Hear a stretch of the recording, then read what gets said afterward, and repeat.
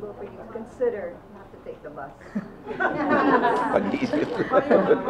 Buy your own bus. Actually po, alam ko na nag-aalala kayo. Ano naman po yun? Isang bagay na nag-e-evolve. Yung actually po, aaminin ko sa inyo, yung huli kong uwi nung Thursday, talagang naghanap naman kami ng, matagal na po kami nakabook sa bus. Pero dahil sa concerns, naghanap naman talaga kami ng plane tickets.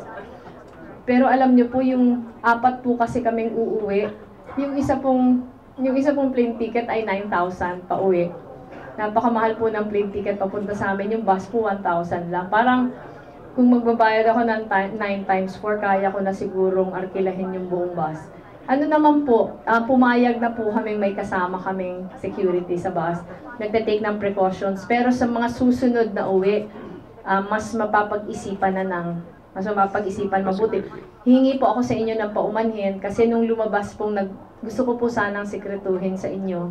Pero lumabas pa din, ang dami-dami po sa inyong nagte-text sa akin na pinapagalitan ako kung bakit nag-boost pa din. Ano po ito, dadalangan na natin. Hindi po ako makaka-promise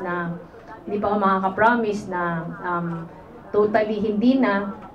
Pero siguro po mas magiging madalang na i-explore na yung ibang means of transport.